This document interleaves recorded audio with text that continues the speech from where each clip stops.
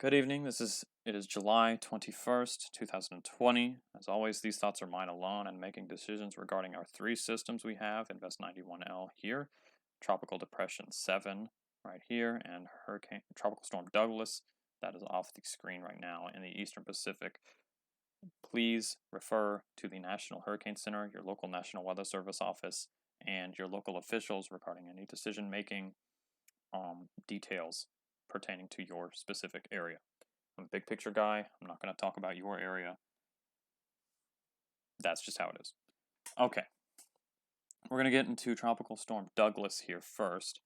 We have a storm that has been intensified a lot this morning, and then has kind of leveled off briefly here due to some dry air that is being punched in. You can actually see, if you look at the cloud tops out of these bands that are on the outer side here of the storm, you can see some mid-level, the cloud tops are actually being shaved off here and being punched into the circulation, which has allowed a pocket of dry air right in here to be pushed into the circulation. You can see a little bit of a dry air hole in the storm that is being cleared up or closed up right now because the hurricane is still in a very moist overall environment, and our tropical storm is in a moist overall environment. It is probably getting close to hurricane strength, but I'm not going to call it a hurricane because it is not officially a hurricane yet.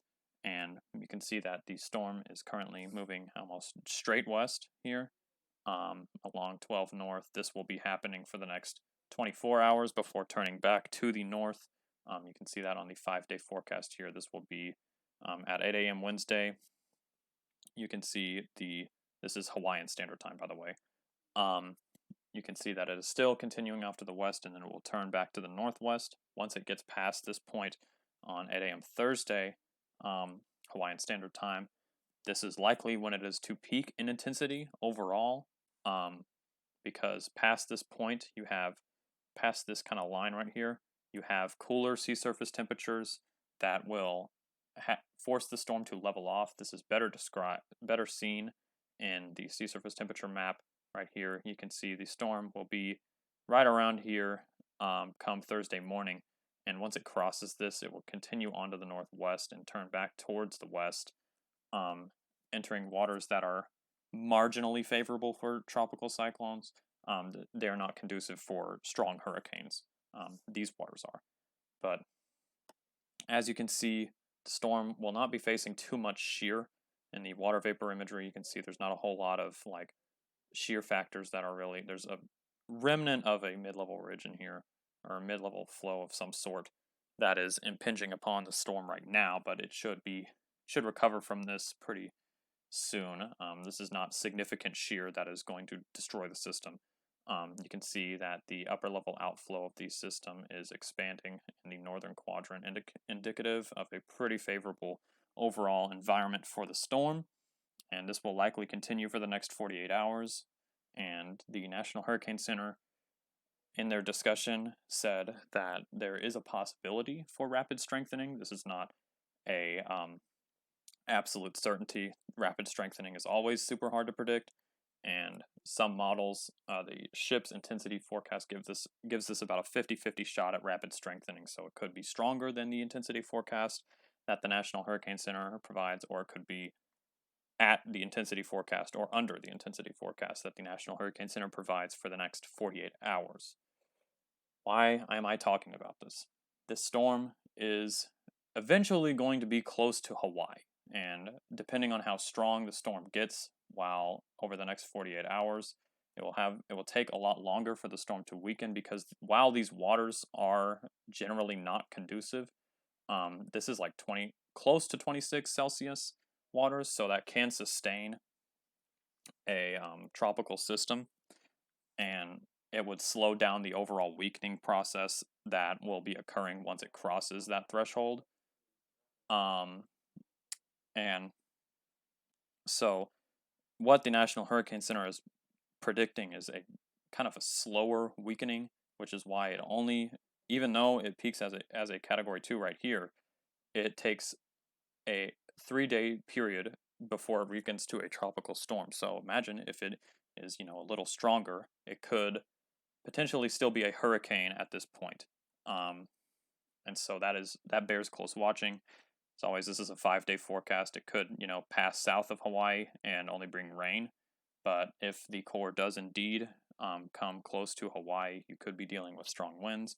Right now in Hawaii is a good time to be looking at how to prepare for this storm. There are many sites on the many links on the National Hurricane Center National Hurricane Center website that are very detailed in how to prepare for hurricanes. I know you don't get a lot of hurricanes in Hawaii, at least that are significant, but this might be something to watch. All right, let's get into 91 now. Let's look at the visible loops first as this is loading. It's going to take a little bit to load. Oh, it's actually not. Okay, you have a vorticity maximum in here that is just off of the coast of northeastern Cuba. You can see that right here. There's a little bit of turning before the sun is setting. You can see winds are coming out of the southeast right here and are exiting out of the east-northeast. So there's a loose kind of spin that is happening with the associated trough that is probably angled like this. And this will not really become too organized quickly here. This is not something that is going to be, rapidly strengthening. I know the Gulf of Mexico is synonymous for storms that typically rapidly strengthen, but I'm about to explain why this is probably not the case.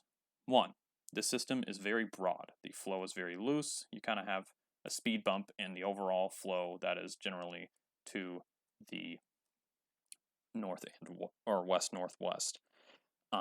So this is not a significant bump in the overall. This is not a sharper trough where the wind is like this.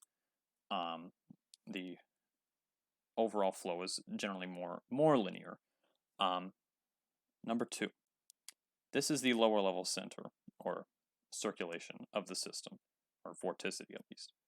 This is the mid-level blob of vorticity. 1, the mid-level vorticity is not particularly strong with this system, and as you can see, the convection that is associated with the system is generally off to the east. This is not really due to shear. This is just due to it is due to shear. There has been a little bit of shear that has been being imparted upon the system over the past couple of days as it has been traversing Cuba, and the daily thunderstorms that erupt over Cuba have actually prevented the lower level circulation from really gaining any ground, because what lower level circulations tend to rely on in order to develop a deeper circulation is convection that is over the ocean. So like we're not seeing a whole lot of convection that's near the overall turning of the atmosphere in the lower levels right now, so that is not deepening the circulation at all, and the circulation is as a result of this kind of gravity pulling away, pulling the mid-level and lower-level circulation apart, has tilted the storm to the southeast with height, and this is likely to continue over the next couple of days as the system will likely continue to fire nighttime convection, as the ocean is typically hotter than the land in the day. This is called the diurnal cycle. And so you'll see as the system continues to traverse through the central Gulf, it'll have impressive blowups at night. You can already see one trying to form here. You can see that right here. And it will then die out during the day, and convection will not be persistent. This will eventually allow the vorticity of the storm to become kind of a little tighter. Again, still very broad. You can actually see this on the GFS model. If we go to the vorticity shot here, you can see that the GFS does actually, because here it is, right